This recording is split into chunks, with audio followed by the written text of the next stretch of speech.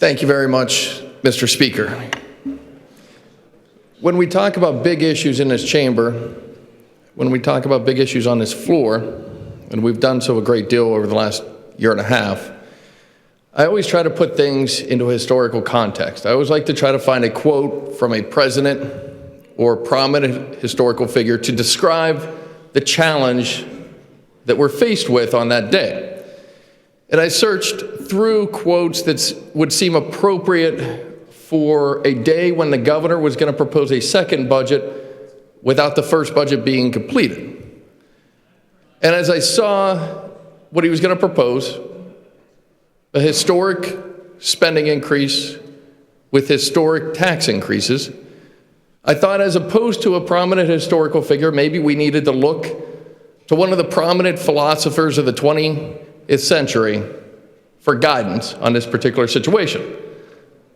So I decided there was nobody better than the great Yogi Berra when he said, "It's like deja vu all over again," to describe a governor who ran up against a brick wall once when proposing record taxes and record spending and decided he wanted to do it again and again and again.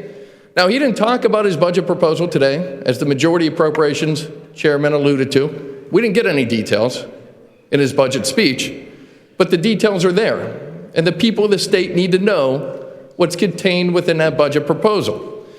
We've got a budget that's looking to increase spending by over $3 billion. That's a 10% increase in spending in 1 year. 10%. Our economy is growing at 1 or 2%. Social Security is growing at 0%, but we're looking to increase spending at 10%.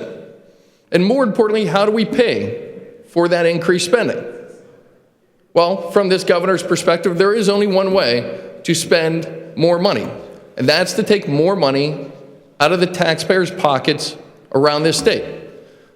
The governor didn't stop at 1 or 2 tax increase proposals. He proposed 15 new tax and tax increase proposals in this budget. 15. And probably the one that's going to affect the people of this state the most is a retroactive increase in the personal income tax. A retroactive increase in the income tax.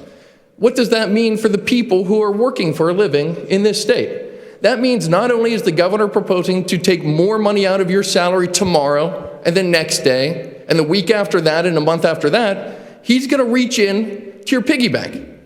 He's going to reach into your savings account and make you retroactively give that money up. The people of this state should be contacting each and every one of their legislators and their senators and asking them, do you support a retroactive increase in the income tax to take money out of your paycheck and money out of your savings account? The governor continues to allude to this framework agreement. He proposed a $3.6 billion tax increase today based upon this framework agreement that he still believes is operating in reality. But what folks need to know is, within that framework agreement was property tax reform, pension reform, liquor privatization, limits on future property tax increases, greater accountability for our educational system, all of which are gone. All of which were gone the week of Christmas. The only thing left was higher taxes for higher spending. And if folks continue to want to be delusional as to whether that framework agreement still exists and whether there's support in this chamber for a $30.8 billion budget, they need not look at the week of Christmas, they need to look at yesterday. The Democratic Appropriations Chairman had the opportunity to offer that very proposal on this floor and refused to do so. He refused to put it up for a vote. So for once and for all, we need to admit the framework is dead. We're not going to increase taxes at those levels. We're not going to increase spending like the governor wants. We need to move towards reality. And the first step towards reality is closing out the last 13% of the current year's budget, of completing the funding for basic education, of taking care of our Medicaid recipients, of paying our correctional officers, and actually agreeing to send money that is agreed to our state-related institutions, Pitt, Penn State, Tink, Lincoln, and Temple.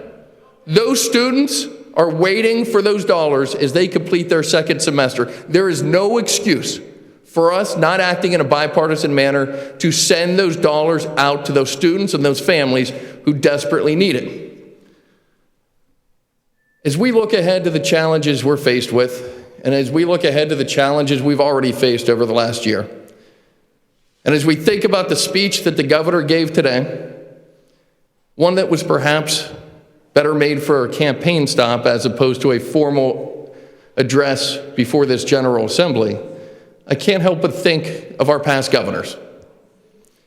And I can't help but think of my own children. My oldest son, Joshua, when he negotiates, he takes more of an analytical approach. He will give me justification for whatever he wants, and we'll banter back and forth. But he generally wants to win with an intellectual argument. Sometimes he does, sometimes he doesn't. Kind of reminds me of Governor Ridge. My middle child, Gracie, who's 6, could do that. She generally likes to win with her charm, though, which more often than not she does.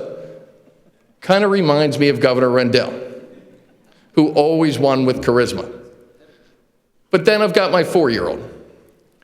My 4-year-old Eliana. She's our challenge. Every time we have a discussion, the answer generally starts with no. And she wants it her way or the highway. And if she doesn't get her way, she takes her ball and she goes home.